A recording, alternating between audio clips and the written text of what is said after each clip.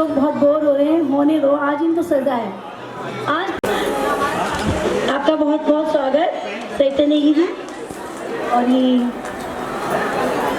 बहुत बहुत स्वागत आ रही है सविता नेगी जी। आपने जो बहुत काम किया है, इस काम की सराहना जितना भी करें कम है। इतनी प्यारी, इतनी किस तरह से आप संघर्ष करके यहाँ तक पहुँचे।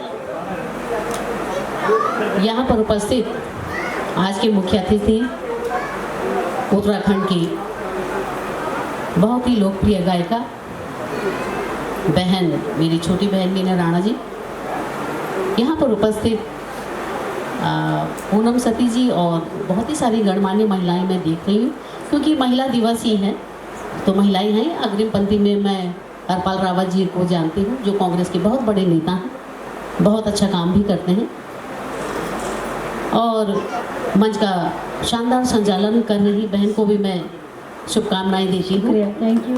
और यहाँ पर जो संगीत में बैठे हुए लोग हैं, क्योंकि ऐसा है कि संगीत एक ऐसी चीज़ है कि जो सब चीज़ को कुछ क्षण के लिए, जो हमारे दुख हैं, जो हमारी परेशानियाँ हैं रोज़मर्रा की, उसको भुला देता है संगीत। और संगीत जो है वो प्रिय केवल इंसानों में नहीं, पशु पक्षियों में, प्रकृति में, पेड़ में, वृक्षों में, सब चीज़ में, सब जो है कि संगीत को का आनंद लेते हैं, संगीत चाहते हैं। तो मैं आपको भी यहाँ पर इस मन से आपका स्वागत करती हूँ, खास करके बबीता नेगी जी का, कि जिन्होंने यहाँ पर हम सबको यहाँ पर बुलाने का काम किया है। और एक बहुत अच्छी बात है कि ये कोशिश कर रही हैं कि जो महिलाएं अपने अपने क्षेत्रों में अच्छा काम कर रही हैं, उनको लोगों में, एक दिल्ली में जो बैठे हुए लोग हैं उनमें भी उनकी एक पहचान बने। तो आप तो वास्तव में बधाई की पात्र हैं ही। और विभिन्न क्षेत्रों में उत्कृष्ट और सराहनीय कार्य कर रही जो हमारी यहाँ 10 महिलाएं आज उपस्थित हैं, आपको भी मैं हृदय की गहराइयों से अभिनंदन करती हूँ आप सबका। आपने कहा कि आप अपने काम के बारे में बताइए, तो सबसे पहली बात तो ये थी कि मैंने बबीता जी को ये कहा था कि मेरे या मुझ जैसे बहुत सारी महिलाओं के ऐसे काम हैं जिनकी पहचान अपने कामों से मुझे शायद पूरे उत्तराखंड में है, लेकिन मैं चाहती हूँ कि जो उभरती हुई नई महिलाएं हैं, जो अपने अपने क्षेत्रों में कुछ अच्छा करने का प्रयास कर रही हैं, उन महिलाओं को इस मंच में बुलाने का आप मौका दें, हमें रहने दें। तो उन्होंने कहा कि नहीं, आपका आना बहुत ज़रूरी, बहुत रिक्वेस्ट करी। तो मुझे भी ये लगा कि एक अहंकार नहीं होना चाहिए और मुझे जाना चाहिए, थोड़ा कुछ मैं अपने बारे में बता पाऊँ। तो चलिए, आपके निवेदन पर मैं यहाँ पर आई हूँ।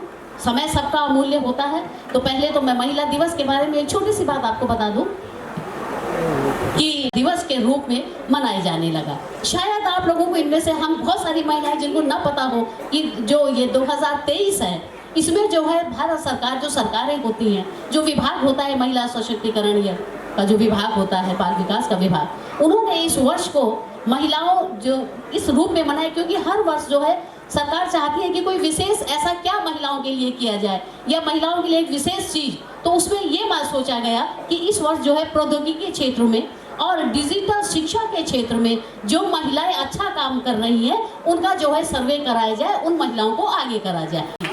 लेकिन आपने कभी नहीं सुना कि पुरुष दिवस हो या शराब माफिया दिवस हो, उद्योगपति दिवस हो, बिजनेसमैन दिवस, मतलब इस तरह के कोई दिवस नहीं होते। तो कई लोग ये समझते हैं, मैंने परसों एक कार्यक्रम था, तो जब मैं ये बात कर रही थी तो जो महिला उस कार्यक्रम को करवा रही थी वो समझ नहीं पाई। वो कह रही नहीं, महिलाएं तो अब बहुत शक्तिशाली हैं। मैंने कहा कि माना कि मेरे घर में 2 बेटी हैं, तो मैं ये कहूँ कि भ्रूण हत्या तो होती ही नहीं है, बंद कर दीजिए, बस सब ठीक हो रहा है। या मेरे 2 बच्चे सरकारी नौकरी पर हैं, तो मैं ये कहूँ कि बेरोजगारी इस दुनिया से खत्म हो गई है। ऐसा नहीं है। जो मूल्यांकन होता है वो गांव से शुरू होकर के, ब्लॉक से शुरू होके, जिला से शुरू होके, वो पूरे देश में शुरू होता है, पूरे दुनिया का एक सर्वेक्षण होता है। तो महिलाएं आज भी, वो अलग बात है कि महिलाओं ने अपनी काबिलियत से, अपने दम से, अपनी प्रतिभा से दुनिया में अपने झंडे गाड़े हैं। चाहे समुद्र की गहराई हो, चाहे आसमान की ऊंचाई हो, महिला किसी क्षेत्र में पुरुष से पीछे नहीं है। यहाँ तक कि सेना में भी महिलाएं हैं। आप देखिए कि वेट लिफ्टिंग है, मुक्केबाजी है, कुश्ती का काम है, जो जिसमें कि पुरुषों का आधिपत्य था, महिलाओं ने वहां भी अपने झंडे गाड़े हैं। तो ऐसा नहीं कि महिलाएं हवाई जहाज चला रही थी पीछे, लेकिन फिर भी आज भी मैं कहना चाहती हूँ कि महिलाओं का समाज में दोयम दर्जा है, आज भी है। महिला जब जन्म लेती है तो पिता के रूप में भाई के रूप में, पति के रूप में, बेटे के रूप में, हमेशा कहीं ना कहीं वो बराबरी आज भी नहीं है। सर्वे मैंने बार बार कहा कि मैं मान सकती हूँ कि 100 में से 5 महिलाएं ऐसी हैं जिनका अपने घर में उसका वर्चस्व है, लेकिन 95% महिलाएं आज भी ऐसी हैं कि जिनका इतना वर्चस्व नहीं कि वो निर्णायक भूमिका में आगे आ सके। तो ये दिवस ये इस चीज का द्योतक है कि हमें, क्योंकि पहले भी, अब म्यांमार, अगर मैं इस लंबी कथा में जाऊं तो बहनों, दुनिया में महिलाओं ने, म्यांमार एक ऐसा देश था जहां जब आक्रमण हुआ करते थे विदेशियों के, तो वहां पर जो विदेश की जो सेनाएं होती थी वो उस देश म्यांमार के महिलाओं के साथ बड़ा अत्याचार करती थी, बलात्कार होते थे। और स्थितियां ये थी कि उसके बाद में उनके घर वाले भी उन महिलाओं को, उन बेटियों को, लड़कियों को निकाल दिया करते थे। अब आप बताइए कि उधर से भी निकाला, इधर से भी निकाला, महिलाएं कहाँ जाए? यही सोच विचार करके महिलाओं ने, जो कामकाजी महिलाएं थी, उन्होंने संगठन बनाए और आगे आने का प्रयास किया। और ये जो मैं कह रही, जो संयुक्त राष्ट्र संघ की जो बैठक थी, इसमें पहली बार जब उन्होंने ये इस पर महिलाओं के विषय पर बात करी, तो उस समय पहले महिलाओं को वोट देने का अधिकार नहीं था, किसी चुनाव में खड़े होने का अधिकार नहीं था। इस लायक महिलाएं नहीं समझते थे ये समाज कि वो जो वोट है या मत देने में वो अपनी भूमिका या अपनी उसको अच्छा इस्तेमाल कर सकती है। लेकिन तब राष्ट्र संघ में ये उठाया गया कि महिलाओं को मत देने का अधिकार दिया गया। अमेरिका की एक महिला थी विक्टोरिया कार्नेगी नाम की। जब महिलाओं को मैंने कहा कि वोट देने तक का अधिकार नहीं था, चुनाव में खड़े होने तक का अधिकार नहीं था, उस समय उस महिला ने राष्ट्रपति के पद के लिए अमेरिका में अपना नामांकन किया और उसका तमाम विरोध हुआ कि महिला कैसे नामांकन कर देगी। तमाम विरोधों के बाद में उसने कहा ऐसी क्या बात है कि महिला जो है कि वो अपना नॉमिनेशन नहीं कर सकती है, वो इस देश की राष्ट्रपति नहीं बन सकती है, आप उसमें उस कमी को बताएं। तो जब इस तरह का बहस हुआ तो विदेश में जो हमारी जो पाश्चात्य जो देश है, जो वेस्टर्न कंट्रियां हैं, उनका माइंडसेट बहुत अच्छा है। तो उन्होंने कहा ठीक है, अगर एक महिला नामांकन करती है तो उन्हें करने दीजिए, देखते हैं जनता का क्या निर्णय होता है। उस चुनाव में निश्चित रूप से उस महिला की हार थी, वो चुनाव हार गई, लेकिन उसने महिलाओं के अंदर एक क्रांति की ज्वाला को जला गई कि महिलाएं कहीं पीछे नहीं है। उसके बाद में धीरे धीरे महिलाओं का बढ़ना शुरू हुआ और उन्होंने भी हिम्मत करी और ये करा। उसके बाद में मताधिकार का अधिकार भी मिला और महिलाएं आज देखिए कि जहां जहां महिलाएं राजनीतिक क्षेत्र में है, वो किसी भी क्षेत्र में, आप इंदिरा गांधी का नाम ले सकते हैं, आप मायावती का नाम ले सकते हैं, आप ममता बनर्जी का नाम ले सकते हैं, आप सुषमा स्वराज का नाम ले सकते हैं। जो भी महिलाएं हुई उन्होंने अपनी योग्यता का झंडा गाड़ा है, साबित किया है कि वो पुरुषों से बेहतर शासन चला सकती है या पुरुषों से बेहतर अपने अपने क्षेत्रों में कार्य कर सकती हैं। तो ये चीज़ है। रही मैं अपने काम की बात भी, तो मैं आज आपको बताऊं कि उत्तराखंड के अंदर आप सब जानते हैं कि हमारे यहाँ पशु बलि रूढ़िवादिता ये प्रथा बहुत ज़्यादा थी, है, अभी भी है। लेकिन मैंने जो है 96 में ये कोशिश करी अपने गाँव से कि मुझे लगा कि ये चीज़ ठीक नहीं है। धर्म के नाम पर ईश्वर को माध्यम बना करके अपने भलाई के लिए, अपने बच्चों की भलाई के लिए हम किसी निरीह की बलि दें तो ये बात अच्छी नहीं है और ये इससे कहीं ईश्वर खुश नहीं होता है। ये पिछड़ेपन का द्योतक है, ये रूढ़िवादिता का द्योतक है, ये इंसान को आगे बढ़ने से रोकता है, ये पीछे खींचता है। तो मैंने एक अभियान अपने गाँव से शुरू करा और अपने गाँव में मैंने वो हालत पैदा कर दी कि डीएम, एसपी जितने अधिकारी थे सबकी ड्यूटी उस गाँव में लगाई और मैंने उस पशु बलि को नहीं होने दिया। वहाँ से शुरुआत करी और उसके बाद में अगर यहाँ पर कोई बैठा हो कांडा, एक बहुत बड़ा पशु बलि के लिए कुख्यात मेला था। उसके बाद मैंने उसको जब अपने गांव में बंद की तो कुछ महिलाओं ने मुझे कहा कि अगर इतना बड़ी ताकत है तो जरा अपने कांडा का मेला बंद करके दिखाइए। मैंने वो मेला कभी देखा नहीं था बहनों, और मैं पहली बार वहाँ पर गई सन 97 में और 2002 में वहाँ पर पशु बलि पूर्णतः समाप्त हो गई। उसके बाद में भूमखाल, उत्तराखंड की सबसे बड़ी बलि, भूमखाल थैलीसैंड का एक ऐसा क्षेत्र है पौड़ी जनपद का जहाँ उत्तराखंड की सबसे बड़ी बलि थी, जहाँ एक दिन में 360 के करीब भैंसे करते थे, 5000 से ज्यादा बकरियां करती थी, सुअर करते थे, मुर्गे करते थे एक दिन में।